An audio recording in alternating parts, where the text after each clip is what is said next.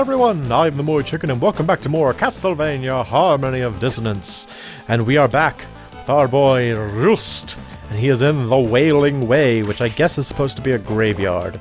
It actually kind of reminds me a little bit of, there was a game for, well, I don't know what all it was for. I played it on the PlayStation 4, but it was called, I think it was called Momodora Reverie in the Moonlight, I believe, something like that.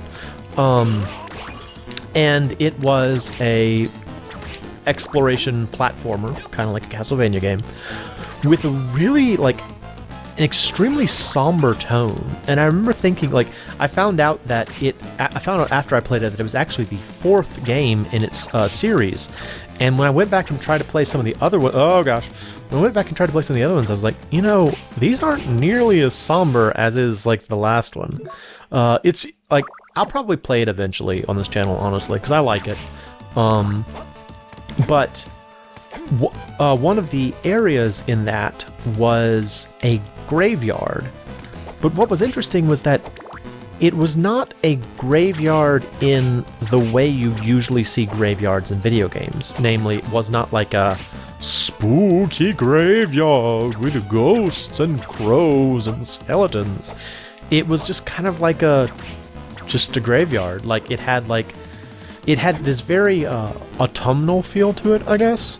Like, they had a bunch of like autumn colors and like dead leaves, and it kind of gave the impression of being a very, like, I mean, aside from the monsters, it was a very serene place. And I remember thinking that was such an interesting take on the graveyard idea, because, you know, it's so much easier to just make a spooky graveyard. Wait, hang on. I just wasted our time. Sorry about that. Yeah, you normally you see them as spooky graveyards, but this place was just sort of like, this is where the dead go. And it's kind of reflective of the way the whole game was. Like the entire game had kind of this sort of fatalistic approach to it, where a lot of the elements were very much, what's the best way to put it? No hope of success. Might be a good way to put it. Oh, it's the cross! Oh man, the ice cross is so good. It makes this little thing that just shoots enemies for you. It's really good against bosses. It's really good against bosses. Yeah, kill it. Shoot that thing. Oh, hey, it's a different type of skull. This one's like a cow skull this time. Interesting. Yeah, like the whole game has this kind of feel that you're going to, like, I guess I'm talking about Momodora now. The idea is that you play as a priestess, like a Miko kind of priestess, who has, I didn't mean to do that. Oh, hey, it's Maxim. Maxim, are you all right? Oh, Juice, is that you? I'm glad you're all right. What's wrong with you? Standing around in a daze leaves you vulnerable. I think I've been in this castle before. Look at my cool popped collar. What you say? I can't clearly recall, but I think I've been here before. Your memory is coming back to you? It seems so. I've been feeling strange since coming to the castle. If we continue a little further, perhaps I may be able to recall something. Come on, let's go together, Maxim. He's becoming Zero slowly. No, if we're gonna find Lydia, we must separate. We'll cover more ground. Yes, you are right. Be careful, Just. Watch your back too, Maxim. Okay, bye. Look at him go. Look at his weird run. This super weird run. There actually is a Maxim mode. Like, the little bonus after you beat the... Oh, there's a boss here. I'm going to use the cross that I just said was really good. There's a bonus, like, after the game Maxim mode, which is cool. Alright, what will we fight in this area? We're fighting this guy. Hello. Fight for me, cross. Yes. Destroy my enemies. Look at that blood stain on his cutlass. Oh, yes. He's got a blood stain on his cutlass. Nice little macabre element to include. Now, there is one thing that happens later in this game that is so... It's like so macabre. I remember the first time I played, I'm like, whoa, that feels out of place in the game. But, you know, I guess these games are about, you know, violent elements. Ow. Although that kind of thing always bothers me a little bit. When you have a game that's like let me turn on my spellbook for a bit. A game that has like one particular tone throughout most of it, and then it has like at least a singular jarring element or a extremely sudden change in tone.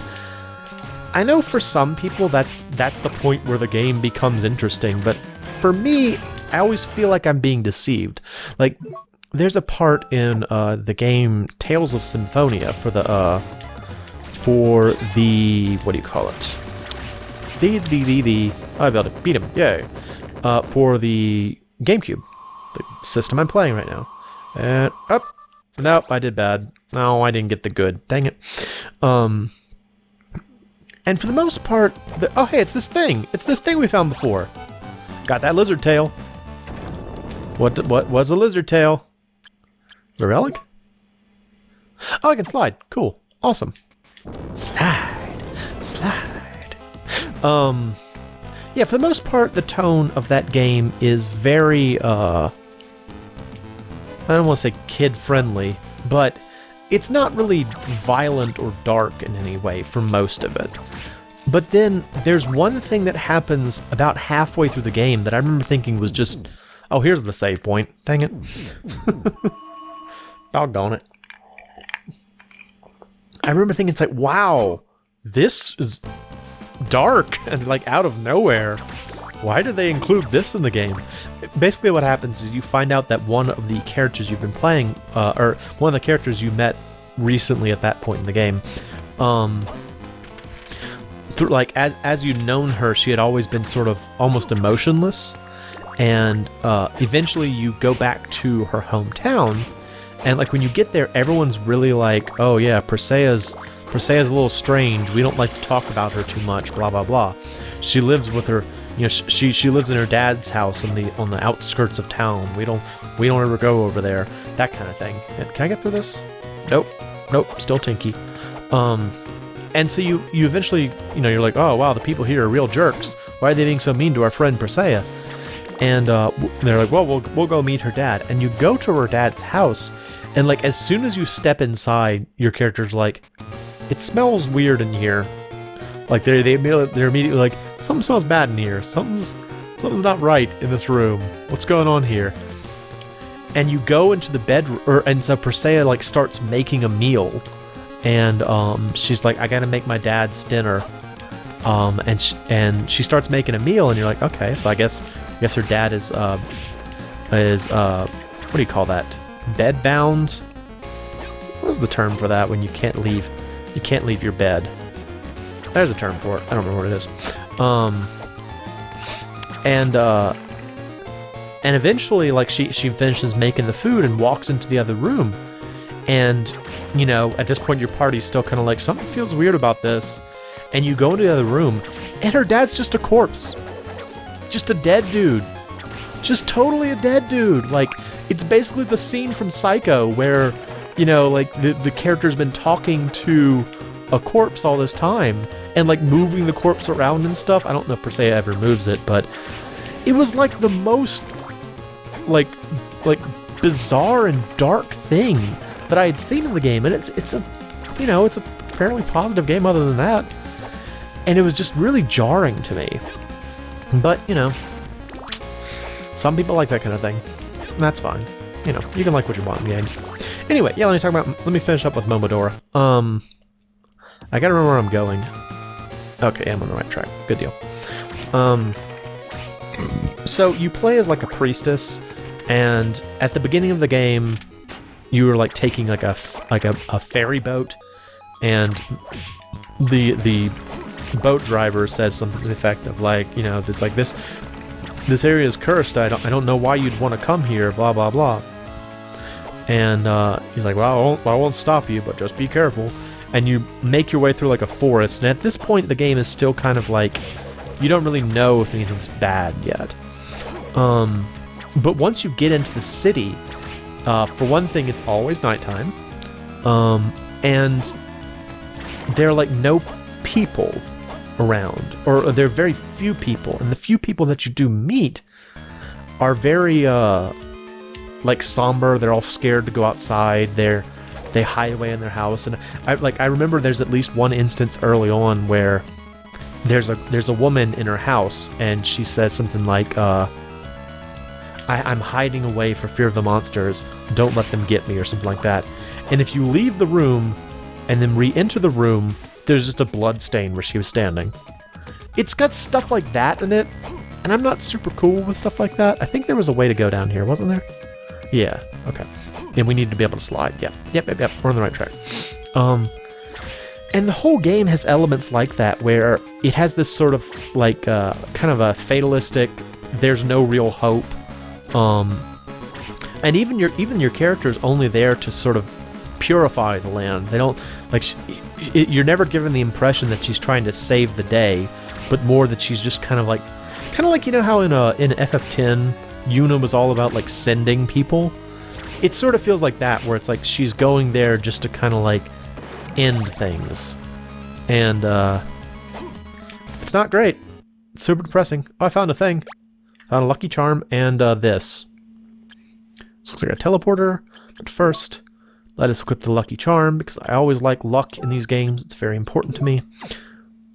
Wait, what did it say? What did that say? Wait, why am I not using the... Did I not get it? I never got that firestone. That was dumb of me. Oh, because I died. Right. Wait, now I forgot to check what I was going to check. What did this lucky charm say? You were not allowed to look inside it. Okay, now we know. Let's go through here. Once again, very much like Symphony of the Night.